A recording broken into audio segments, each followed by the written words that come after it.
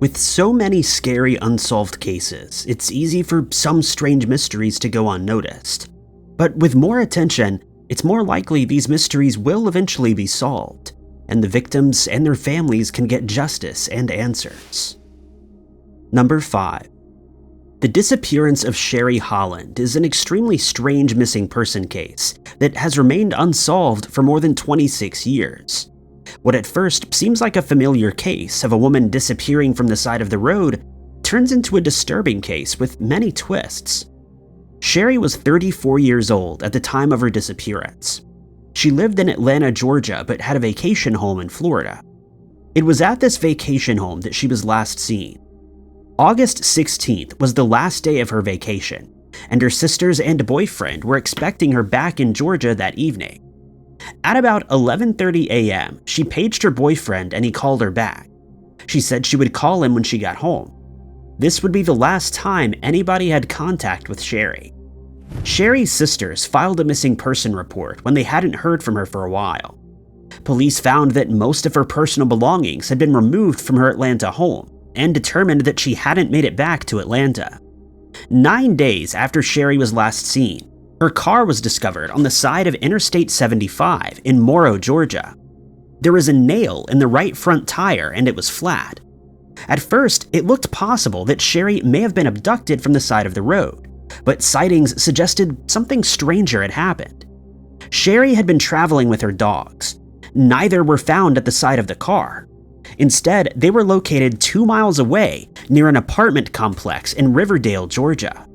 One had passed away after a traffic accident, but the other was alive and well.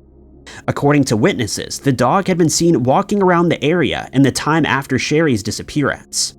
One resident reported that the dog seemed to have been trying to lead him to a wooded area near the apartments, but no sign of Sherry herself was ever found in the area. According to friends, family, and business partners, there was a lot going on in Sherry's life when she vanished. She and her boyfriend had planned to get married later that year, but he had reconciled with his former wife. It had caused a lot of arguments between the two of them, including one shortly before Sherry left for Florida. She also had made enemies at work, and her business partner claimed to have heard people talking about taking her life. One of Sherry's sisters also allegedly told a friend that she thought it was possible Sherry faked her own disappearance and had moved to Europe. If still alive, Sherry would be 60 years old today.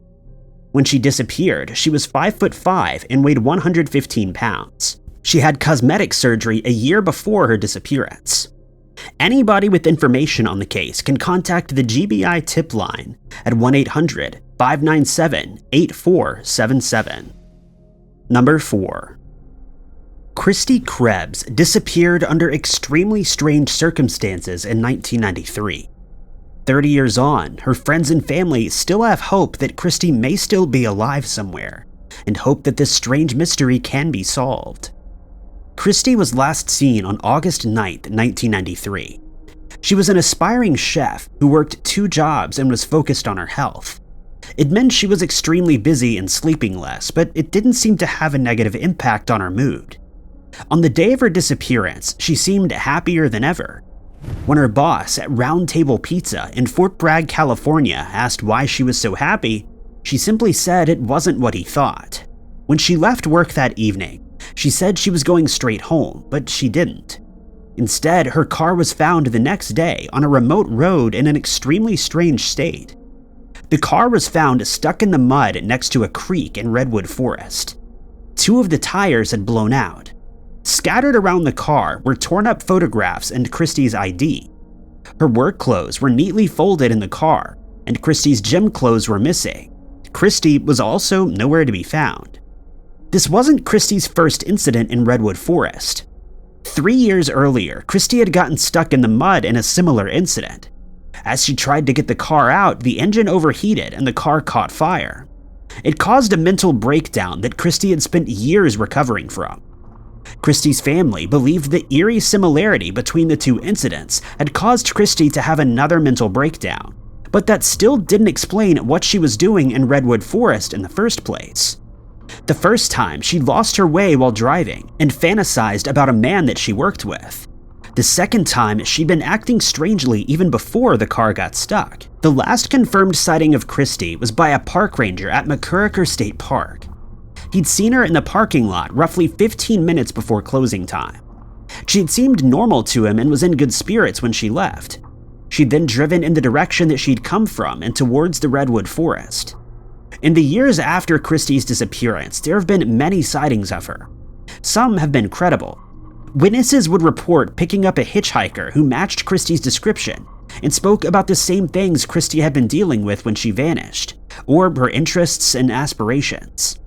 Sightings have placed Christy in Utah, California, Texas, and Nevada.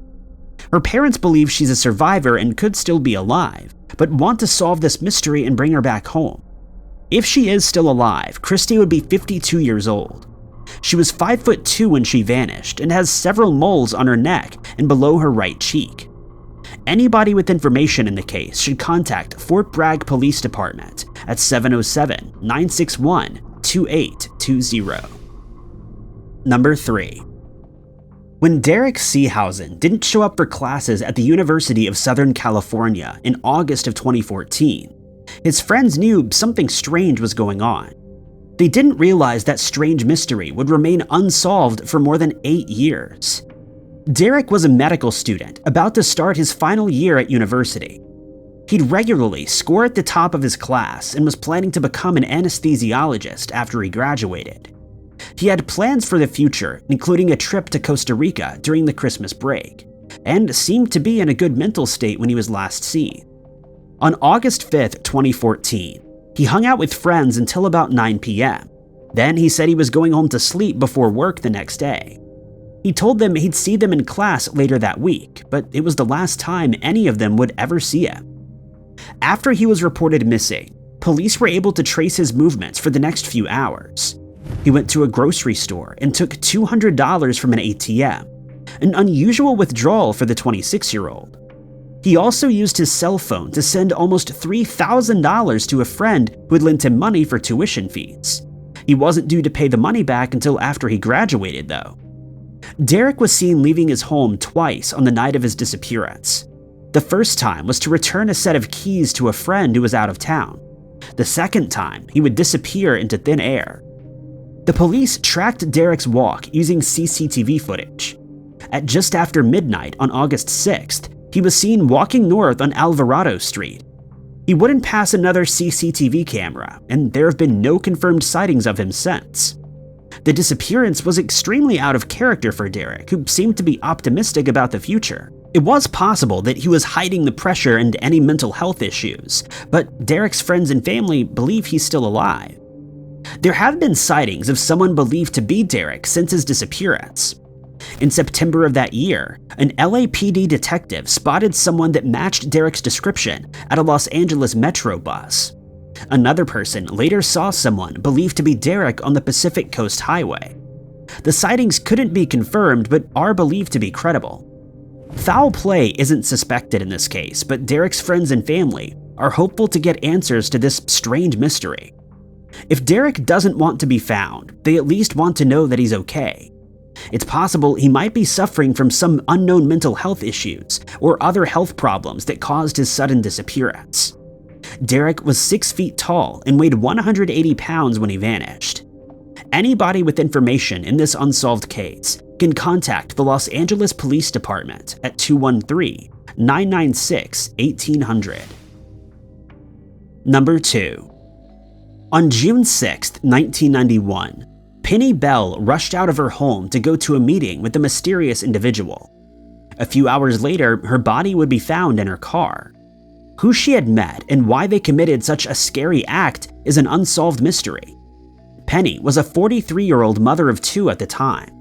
She was a partner at an employment agency and had a good relationship with her husband, an estate agent. On the morning of the crime, she left her home in Denham, Buckinghamshire at 9:40 a.m.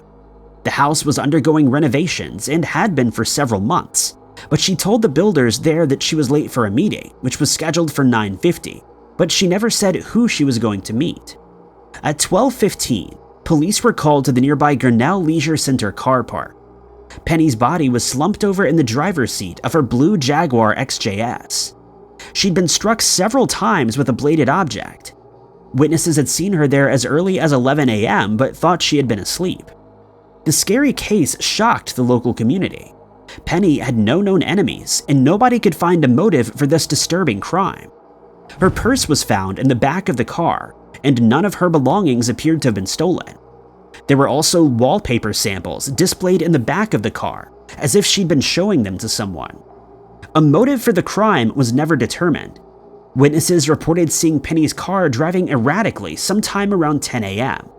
Another person saw Penny pulling into the parking lot with a male passenger in the front seat. She shouted, "Help me," to the witness, but he didn't do anything. The man Penny was seen with has never been identified. He's been described as being around 40 with dark hair and a beard. He wore a blazer and had a bracelet on his right hand. Penny's family believes she knew the person who attacked her, as it appears to have been a crime of passion, but that hasn't made it any easier to determine why someone would do this. On the 30th anniversary of the crime, a £20,000 reward was announced for information that helps solve the case. Anyone with information can contact the police at 0208-785-8267 or Crime Stoppers at 0800-555-111. Number 1. 20 years ago, an abandoned fishing vessel was discovered in Australian waters with no clues as to what happened to its crew. The strange mystery of the High Aim 6 ghost ship remains unsolved to this day.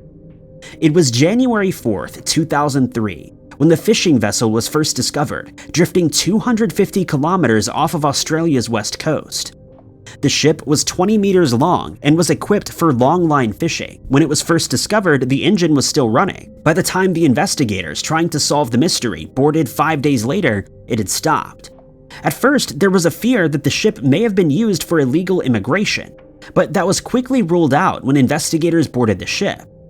In the cargo area was 3 tons of fish, which had apparently been caught up to 2 weeks earlier. The ship was a legitimate fishing vessel.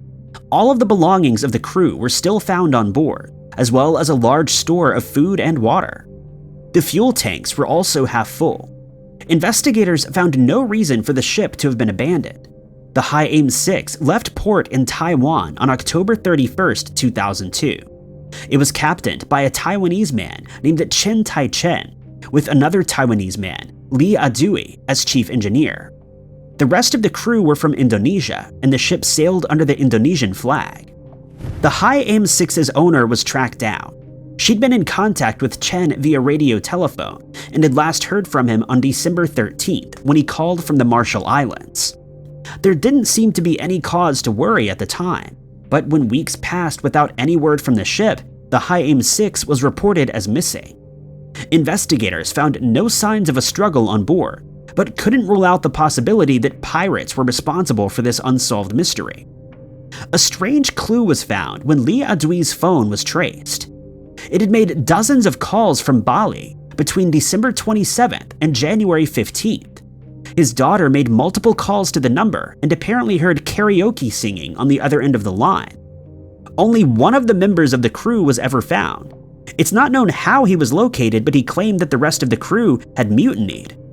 They had taken the lives of the captain and engineer and taken over the ship.